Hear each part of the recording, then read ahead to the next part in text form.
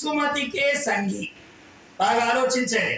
ఆంజనేయుడు ఏం చేస్తాడంటే కుమతి నివారణ, కు అంటే చెడు అండి, చెడు బుద్ధిని నివారించేదువుగాక, నాలో చెడు గుణములు లేకుండా చేయుదువుగాక, ఒకవేళ చెడ్డవారితో సహవాసం పెరుగుతుంటే దాన్ని ఖండించెదవుగాక, కుమతి నివారణ. సుమతికే సంగి. హనుమాన్ చాలీసా అర్థం తెలుసా? ఇప్పుడు నేను అడుగుతాను, చదివేమన్న వాళ్ళు చేయొద్దండి. ఇప్పుడు అంటారు, ఎందుకంటే ఖచ్చితంగా అడుగుతాను. ఏదైనా అర్థం వస్తే మిమ్మల్ని లేపు అడుగుతాను, గుర్తుపెట్టుకుంటాను. కుమతి నివారణ అంటే చెడుని తొలగించేవాడు. సుమతి, సుమతి అంటే అర్థం ఏంటి? మంచి బుద్ధి. కే సంగి అంటే అర్థం ఏమిటి? సాంగత్యం కలిగించేవాడు. మంచి బుద్ధితో నాకు సాంగత్యం చేయవయ్యా, చెడ్డవాళ్ళతో సాంగత్యాన్ని తొలగించవయ్యా అని ఆంజనేయ స్వామిని అడుగుతామండి. మనకి ఇదే కదా కావాలి. చెడ్డ గుణాలు పోవాలి, మంచి గుణాలు రావాలి. మంచి వాళ్ళతో సాంగత్యం కలగాలి, చెడ్డ వాళ్ళతో చెదిరిపోవాలి. ఇదే కదా కోరుకుంటాం. అందుకే హనుమాన్ చాలీసా అంత శక్తివంతమైంది. అందుకనే సుమతివై, కుమతివై అనలేదు ఇక్కడ బ్రహ్మగారు, సుమతివై. ఇది చాలా గొప్ప పాయింట్ అండి. చివరిది భద్రైక శీలుండవై. చూడండి, గుణం అందరిలో ఉంటుందండి. గుణము అందరిలో ఉంటుంది. పక్షులు ఒకే రకంగా ఉంటాయి కానీ గుణాలు వేరుగా ఉంటాయి. కోకిల పాడితే బ్రహ్మాండం ఉంటుంది, అదే జాతిలో ఉంటుందండి కాకి. ఇంటి ముందుకు వచ్చి అరిస్తే ఊరుకుంటారా? అసలే చుట్టాలు వస్తే రేట్లు పెరిగిపోయినాయి. ఇంకా కాకులు అరిస్తే చుట్టాలు వస్తాయట. దీని పాడు కాదు, పొద్దున్న నుంచి ఎక్కడే కూర్చొని కూస్తుంది, దీనికే పోయే కాలం. ఇంతమంది వస్తే ఇంట్లో అంతా గుల్లైపోతే నేనేం కావాలి? అందుకని వచ్చిన కాకిని దొరుకుతూ ఉంటారు. ఏమమ్మా కాకిని దొరుకుతున్నావు? చుట్టాలు తెస్తుందటండి కాకి. మేమే తినడానికి మాకు చాలకి ఏడుస్తుంటే వాళ్ళు వస్తే మేమేడ పెట్టి చచ్చాము. అందుకని కాకులు కొడుతున్నారు. వచ్చిన కాకులు కొట్టడం కూడా పనే. కాబట్టి పక్షులలో కాకులు వేరు, కోకిలలు వేరు. కోకిల అరిస్తే ఎంతసేపు అయినా ఇంట్లో ఉంచుకుంటాం, కాకి అరిస్తే ఉంచుకుంటావా? జాతి ఒక్కటే కదూ. అలాగే భద్రైక శీలుండవై. శీలం గొప్పదే, మంచిదే.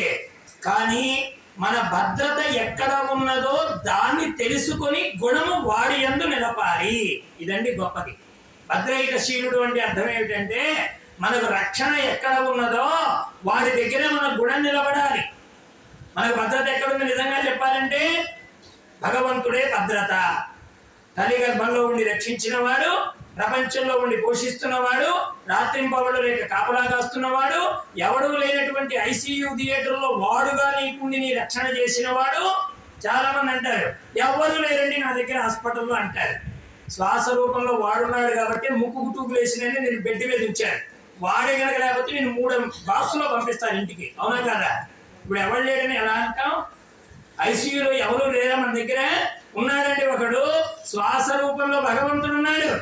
వాడున్నాడు కాబట్టి డబ్బులు తీసుకుని ఆ బెడ్ మీద పడుకోబెట్టి ఏసీ థియేటర్ ఇచ్చారు నీకు. అది కాస్త పోయిందనుకో, డబ్బులు ఇచ్చిన అయ్యా మేము డబ్బులు కట్టలేదు, శవాన్ని ఉంచుకోండి అని హాస్పిటల్కి అప్పచెప్తే వాళ్ళు ఒప్పుకోరు. అవునా కదా? ఏం చేస్తారు? ఇలా బాక్స్ పెట్టి దానిలో దొరుకుతారు కొంపకి. ఉన్నప్పుడు ఇవ్వండి డబ్బులు ఎన్నాళ్ళు ఉంచుకుంటారు వాళ్ళు మాత్రం శవాన్ని. అందుకని ఇక్కడ కూడా భగవంతుడు చెప్తున్నాడు భద్రం అంటే భగవంతుడే. మనం ఏమనుకుంటున్నామంటే హాస్పిటల్ భద్రం, డాక్టర్ గారు భద్రం, డాక్టర్ రాసి ఇచ్చిన మందులు భద్రం, పొడిసే నర్సు భద్రం, ఇవన్నీ అనుకుంటున్నాం. మన కర్మ బాగపోతే అందరు ఉన్నా కానీ వెళ్ళే ప్రాణం పోతుంది. అందుకని భద్రైక శీలుండవై జాగ్రత్త చెప్పాడండి. ఓ తాతగారు మనవడికి అన్ని అవసరాలకి ఏది కావలసినవి ఇస్తూ వెనకాత జాగ్రత్త చెప్తాడు. తండ్రి గారు పిల్లాడికి అన్ని కొనిచ్చి జాగ్రత్త చెప్తాడు. ఒరే నోట్సులు జాగ్రత్త, పెన్ను జాగ్రత్త, జామెట్రీ జాగ్రత్త, పెన్సిల్ జాగ్రత్త. వాడి జాగ్రత్త వీడికి తెలిసి 2 తుంపులు చేసి ఒక తుంపు వాడికి ఇచ్చి ఒక తుంపింట్లో పెడుతుంది తల్లి. ఇవన్నీ జాగ్రత్తలు. పిల్లాడి మీద ప్రేమ లేకపోవడం కాదండి, అపారమైన ప్రేమ ఉంది మీకు. కానీ ఎందుకు వాడికి పూర్తిగా ఇవ్వరంటే వస్తు జాగ్రత్త వాడికి తెలియలేదు కనుక. తెలిసినప్పుడు వీళ్ళే ఇచ్చేస్తారు, వాడికి సంపూర్ణమైన స్వేచ్ఛ ఇచ్చేస్తారు. ఒరే నువ్వు వాడుకోరా కావలసినంత అంటే వాడు ఎంతవరకు వాడుకొని అంతవరకు మాత్రమే ఉపయోగించుకొని మళ్ళీ నీకు తెచ్చిచ్చేవాడైతే ఇంకా రెట్టింపిస్తాడండి తండ్రి. 1000 రూపాయలు ఇగానే సాయంత్రానికి 2000 కొట్టమని ఫోన్పేలో అడిగాడు అనుకోండి, వాడికి చస్తే తండ్రి డబ్బులు ఇవ్వడం. 500 రూపాయలు ఇస్తే వారానికి 200 అయిపోగొట్టుకొని 300 ఇంటికి వచ్చేటప్పుడు తీసుకొచ్చి 200 తండ్రి జేబులో పెడితే వెళ్ళేటప్పుడు కొడుకు 500 అడిగితే 1000 రూపాయలు ఇస్తాడు తండ్రి. అవునా కదా? ఎందుకని వాడికి భద్రత తెలుసు గనక. భగవంతుడు కూడా అంతే. భద్రైకశీలుండవై, జాగ్రత్త ఆయన భగవంతుడు ఒకడున్నాడని తెలుసుకో.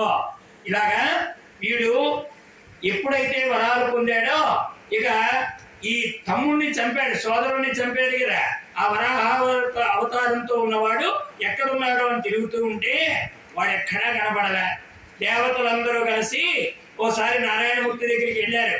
ఏమయ్యా, నువ్వేమో వాడికి ఆ విధమైనటువంటి బలాన్ని ఇచ్చావు, బ్రహ్మగారేమో వరాలు ఇచ్చాడు, ఆ బ్రహ్మవరం వల్ల వాడు చావడానికి శిక్షం కాకుండా ఉన్నాడు, మరి నువ్వు అవతరించవలసిన సమయం ఆసన్నమైందంటే అప్పుడు ఆయన చెప్పాడు, ఎప్పుడైతే వాడు తన కుమారుడైనటువంటి ప్రహ్లాదుడితో విరోధం పెట్టుకుంటాడో అప్పుడు నేను వధించడానికి ఉద్యుక్తున్నవుతాను.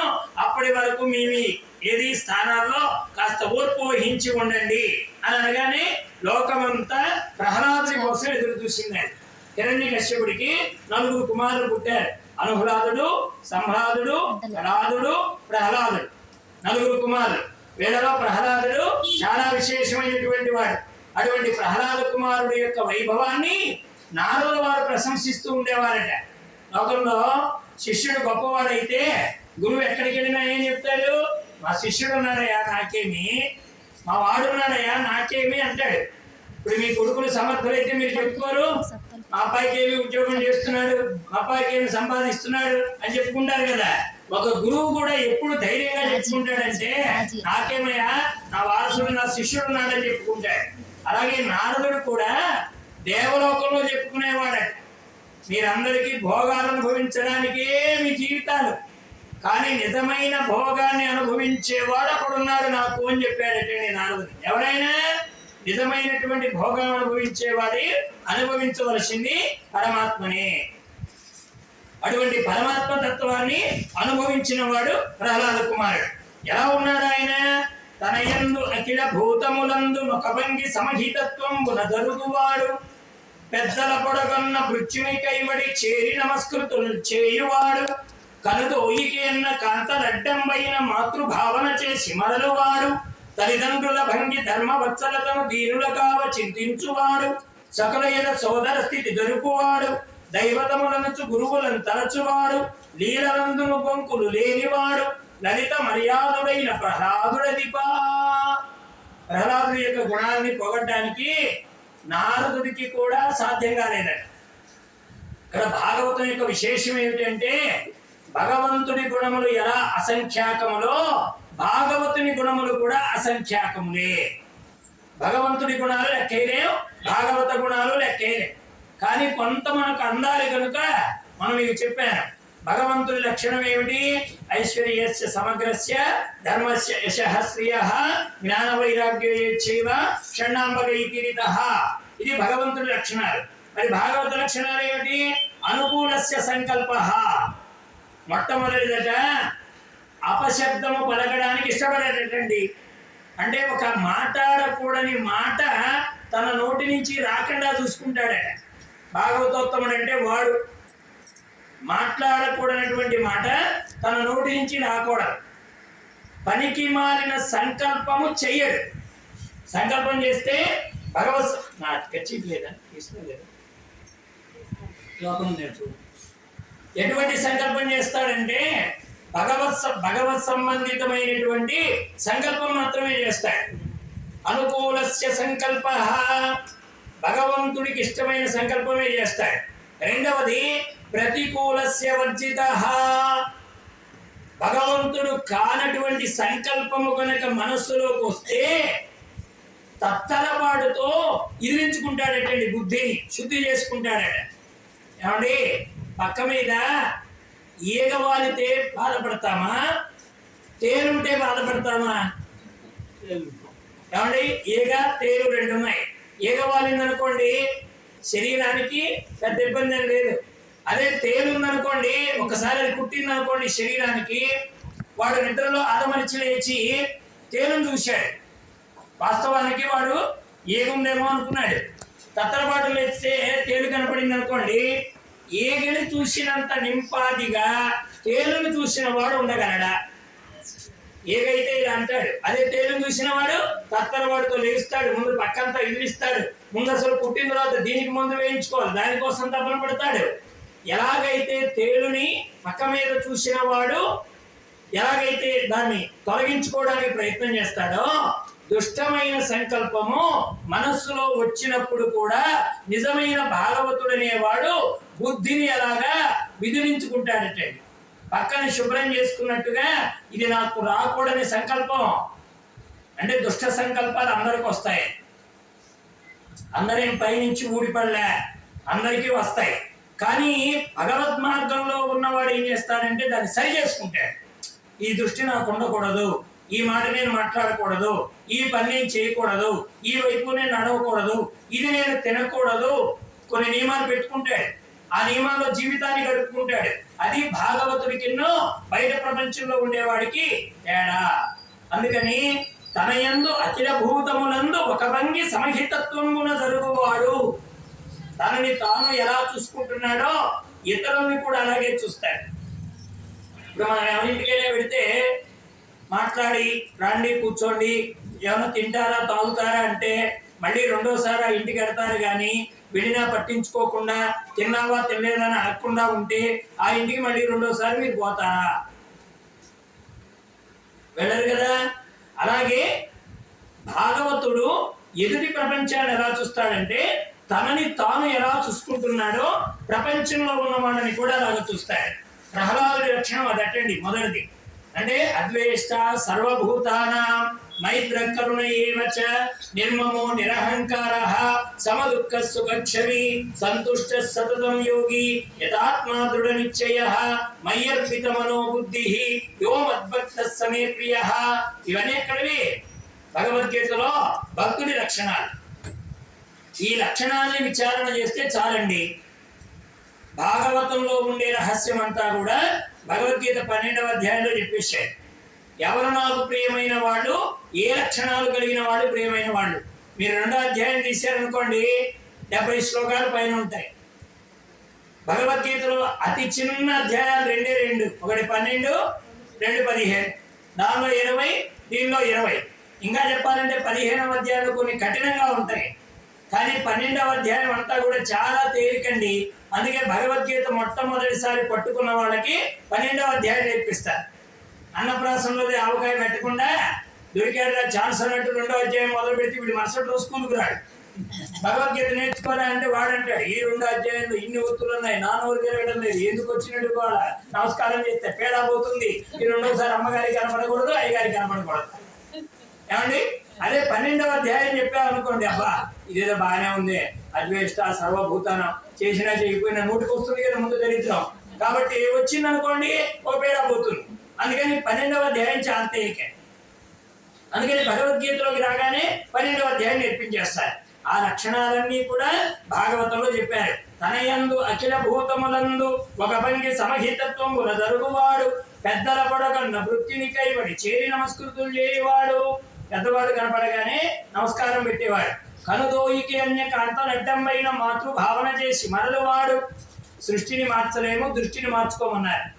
అందుకే ఉపనిషత్తుల్లో ఒక వాక్యం ఉందండి, గొప్ప వాక్యం. మనం సరి చేసుకోవడానికి ఒక్క మాట చాలు. దృష్టి జ్ఞానమయం కృత్వా పశ్యేత్ బ్రహ్మమయం జగత్. ఇది చాలా గొప్ప మాట అండి. దృష్టి జ్ఞానమయం కృత్వా. ఇప్పుడు మన దృష్టిని జ్ఞానంతో కనుక చూసామనుకోండి, అప్పుడేమైపోతుంది? మనకి దృష్టి జ్ఞానమయం కృత్వా పశ్యేత్ బ్రహ్మమయం జగత్. నీకు బ్రహ్మము జగత్తు బ్రహ్మముగా కనబడడానికి నీ దృష్టి జ్ఞానముగా మారితే అప్పుడు జగత్తు బ్రహ్మమవుతుంది. ఎప్పుడైతే దృష్టిని విషయాల మీదకు చేరుస్తావో అప్పుడు నీకు జగత్ ఏమవుతుంది? భ్రమ అవుతుంది. భ్రమలతో కూడిన వాడు లేనిది ఉన్నట్టుగా, ఉన్నది లేనట్టుగా చూస్తాడు. బ్రహ్మమును చూసేవాడు ఉన్నది ఉన్నట్టుగా చూస్తాడు. కాబట్టి ఎదుటి వారిలో ఉన్నటువంటి స్త్రీమూర్తిలో ఎవరున్నారు? మీ అమ్మలో ఎవరున్నారో వారిలో కూడా వారే ఉన్నారు. ఇప్పుడు మా అమ్మ ఒక ఆవిడ పక్కన వచ్చి నిలబడి ఇంకొక అమ్మ వచ్చి పక్కన నిలబడింది అనుకోండి, ఇప్పుడు మా అమ్మని నేను ఎలా చూస్తున్నాను, పక్కన నుంచున్న అమ్మని ఎలా చూస్తున్నాను అంటే, మా అమ్మని చూసినప్పుడేమో నమస్కారం చేయాలని పుట్టింది కదా అమ్మగారు బాగా, అందుకని నమస్కారం చేయాలి. అదే పక్కనున్న ఆవిడని చూడగానే నీ దృష్టి ఎలా ఉంటుంది?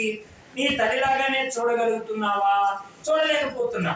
ఎందుకంటే కొన్ని వికారాలు చొరబడుతున్నాయి మనస్సులో. కాకపోతే కొన్ని వాడి లోపల ఉండేటువంటి విశేషాన్ని బట్టి ప్రవర్తన చేస్తూ ఉంటాడు.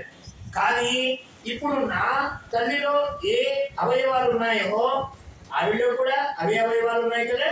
నా తల్లి పొట్టలో నుంచి నేను ఎలా వచ్చానో ఆ పొట్ట అక్కడ ఉంది కదా. నా తల్లి దగ్గర నేను పాలు ఎక్కడ త్రాగానో ఆ తల్లి దగ్గర కూడా ఆ స్తన్యం వచ్చినటువంటి ప్రదేశం అదే కదా. నేను ఎక్కడి నుంచి జారి భూమి మీద పడ్డానో ఆ తల్లిలో ఉన్నటువంటి ప్రదేశం కూడా అదే కదా. ఈ భావన కలిగినప్పుడు తల్లి వేరు, వచ్చిన ప్రక్కన ఇంకొక ఆవిడ వేరు అవుతారా?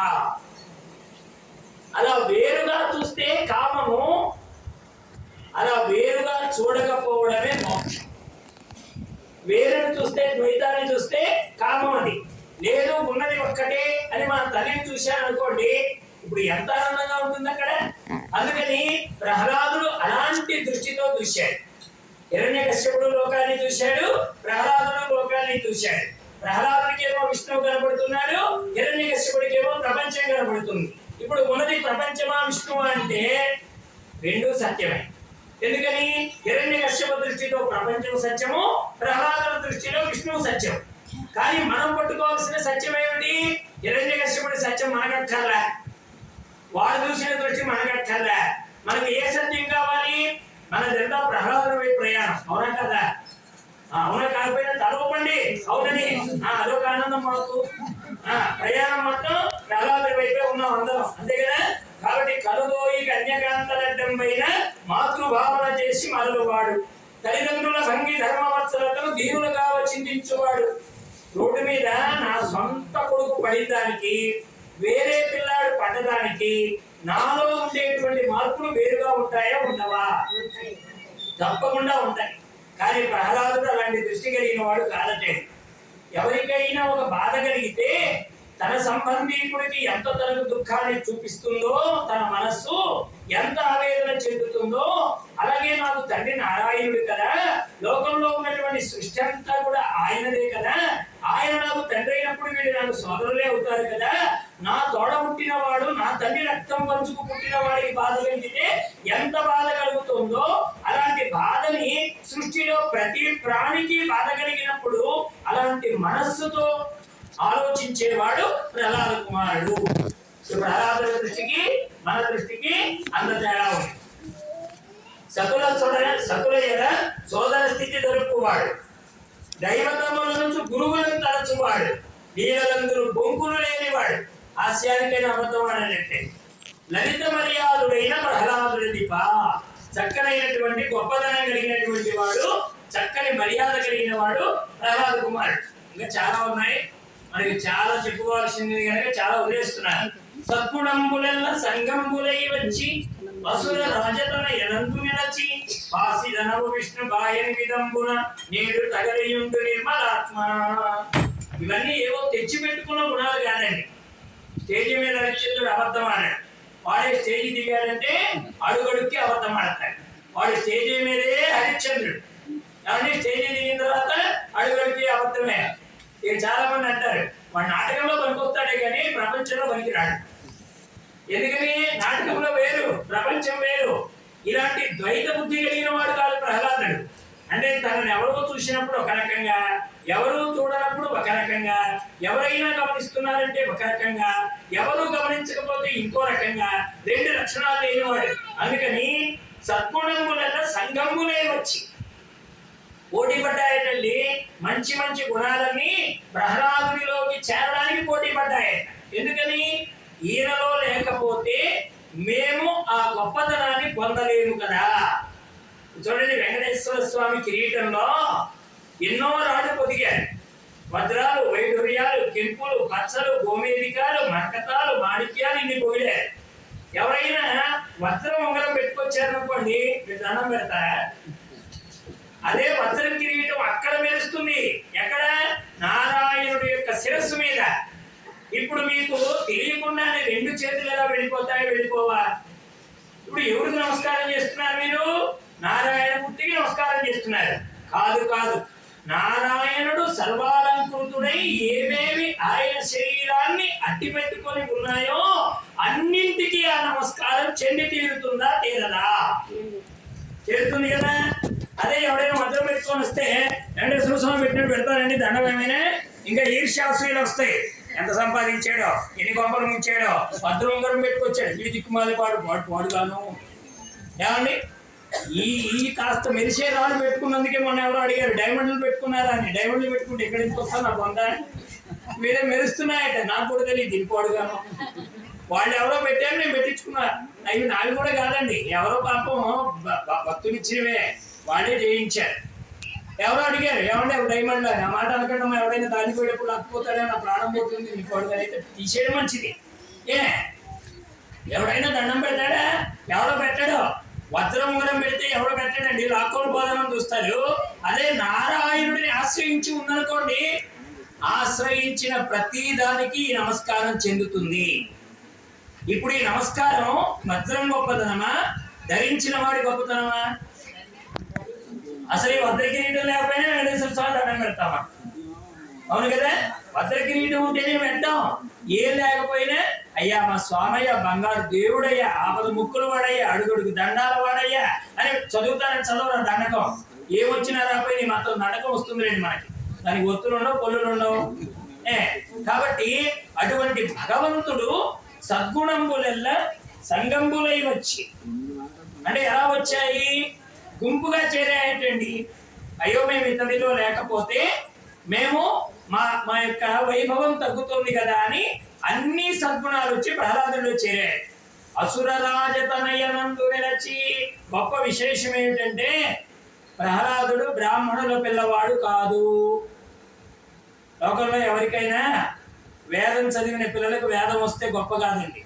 ఎందుకంటే వాళ్ళ ఇంట్లో వేదం చదువుతారు, వాళ్ళ నాన్న వేదం చదువుతాడు, వాళ్ళ తాతగారు వేదం చదువుతారు, ఆ పిల్లవాడు వేదం చదువుతాడు. కనుక వేదం చదివే పిల్లాడు భగవంతుని మాటలు మంత్రాలు చెప్పడం విశేషం కాదు, వాళ్ళ జన్మాంతర సంస్కారం ఉంది. కనుక ఏ మాత్రము భగవత్ సంస్కారం లేక ఎవడైనా కనపడగానే కొట్టండి, తిట్టండి, నరకండి, కొయ్యండి, మా ఇంటికి ఎందుకు వచ్చావు, ఎవడు రమ్మన్నాడు, ఇది నా బజారు, నువ్వు ఎందుకు వచ్చావు అని ఇతరుల్ని దండించే స్వభావం ఉన్నటువంటి రాక్షస గుణాలు కలిగిన కుటుంబంలో పుట్టాడండి ప్రహ్లాదుడు. అది ప్రహ్లాదుడి గొప్పతనం. అసురరాజతనయనందు నిలచి.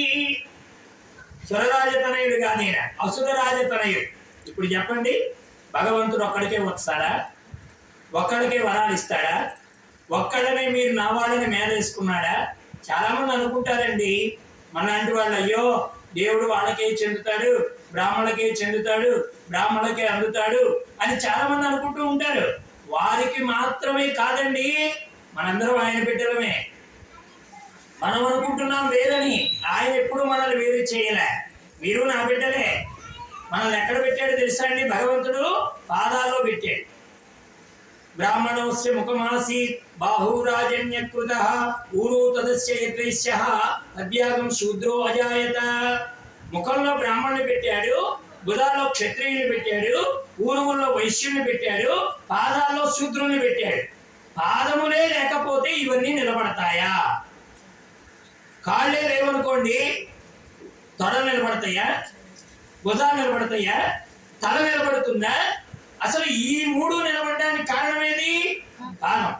ఇప్పుడు భగవంతుడి దగ్గరికి పోతారండి, భగవంతుడి దగ్గర పోయి తొడలు పట్టుకొని ఊపుతారా మీరు? భుజాలు పట్టుకొని ఊపుతారా?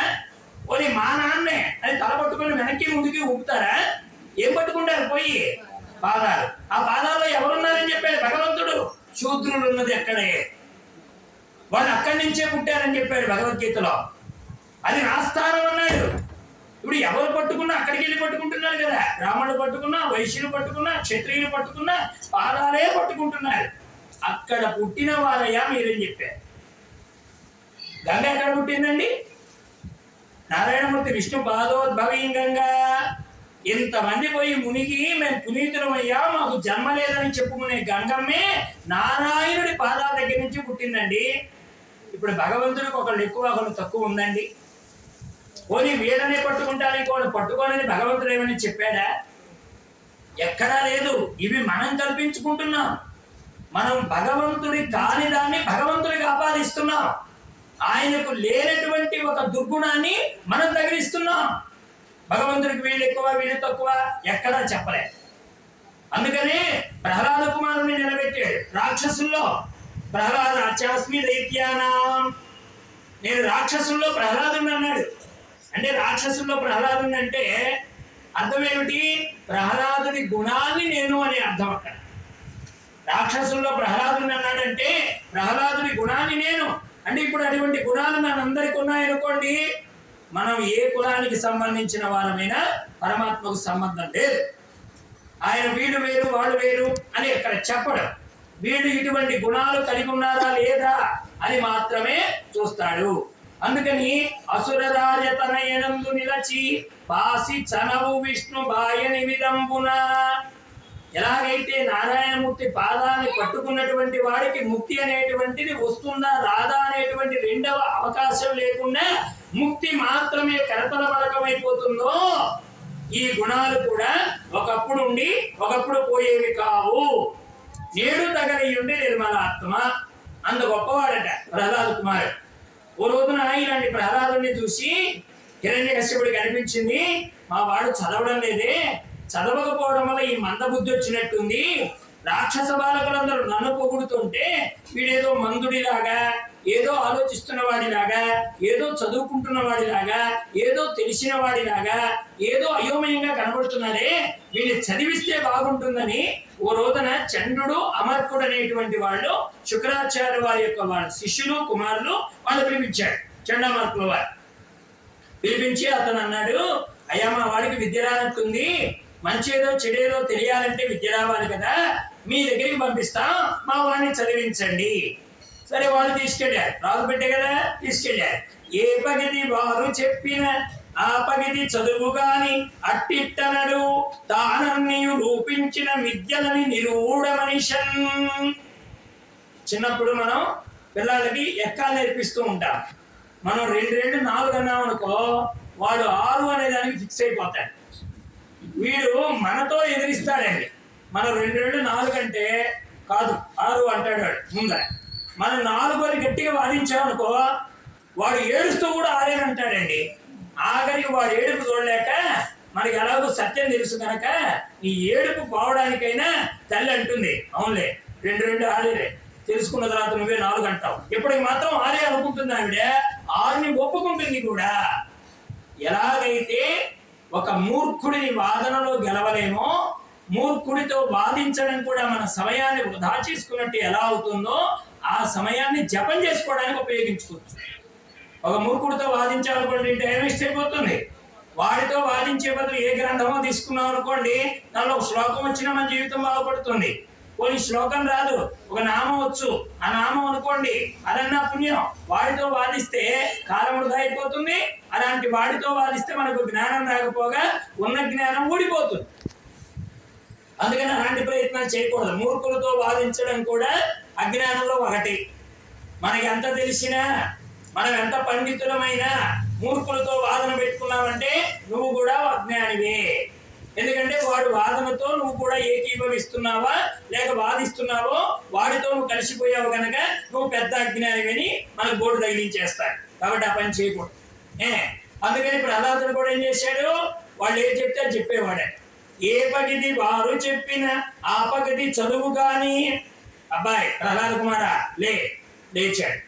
లోకములన్నిటికీ ప్రభు హిరణ్యకశ్యపుడు చెప్పుము. వీడు లేచాడు. వీడికి అసలు లోకాలన్నిటికీ ప్రభు నారాయణుడు అన్న సంగతి తెలుసు. ఇప్పుడు వీడితో వాదిస్తే కాలం వృధా.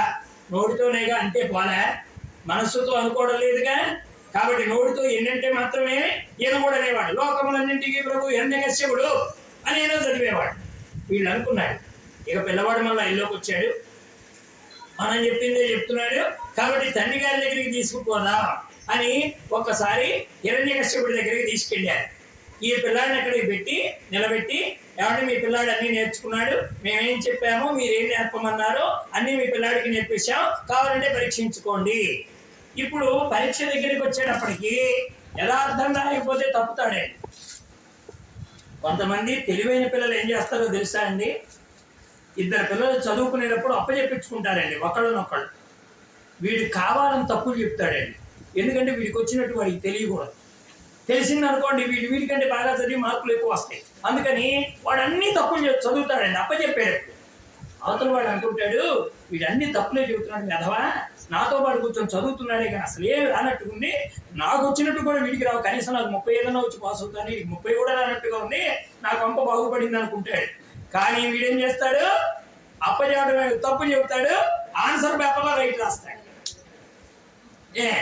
ఈ ఆన్సర్ పేపర్లో రైట్ రాసేటప్పటికి వీడేమో వాడు చూసి పర్వాలేదులే వాడికి 30 ఏళ్ళే, వాడికి 30 ఏళ్ళు, వాడికి 30 ఏళ్ళు అనుకుంటాడు. వీడు ఆఖరికి పరీక్ష పేపర్లో వాడికి 100కు 99 వస్తే వీడికి 40 వస్తాయి. వీడు వాడి దగ్గరికి వెళ్ళి ఎరా మన క్వశ్చన్ అప్పచెప్పించుకుంటే మొత్తం తప్పే చెప్పావు, ఎలా వచ్చినాయిరా నీకంటే వాడంటాడు అప్పచెప్పింది తప్పు, రాసింది మాత్రం సత్యం అంటాడు. అర్థమైందా?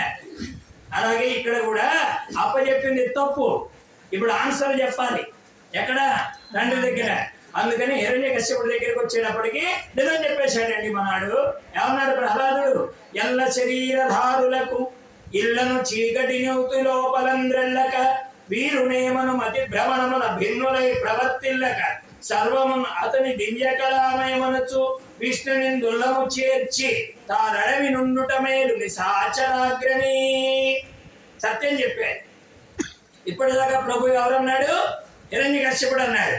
తండ్రి దగ్గరికి వచ్చేటప్పటికి ఏమన్నాడు, ఎల్ల శరీరధారులకు ఇళ్లను చీకటి నూతి లోపలందెళ్ళక. నాన్నగారు నేను చదివిన చదువులో సారాంశం చెప్తున్నాను, నేను గ్రహించిన సత్యాన్ని చెప్తున్నాను, నిర్భయంగా చెప్తున్నాను, నిలబడి చెప్తున్నాను, జంకు లేకుండా చెప్తున్నాను, సత్యాన్ని పలుకుతున్నాను. శరీరధారులైనటువంటి ఇంతమందిలో ఒక్కడిగా ఉండి వెలుగుతున్నవాడు నారాయణుడొక్కడే. కానీ ఈ మనిషి అజ్ఞానము చేత వాడిలో ఉన్నవాడు వేరు, వీరిలో ఉన్నవాడు వేరు అని ఇలా వేరు ఏర్పరచుకొని సంసారం అనే భూమిలో దూకి కళ్ళు కనపడినటువంటి చీకట్లో తిరుగుతూ ఆ బావిలో పడి చస్తున్నాడు నాన్నగారు. అలాంటి వాడికి ఎన్ని చెప్తే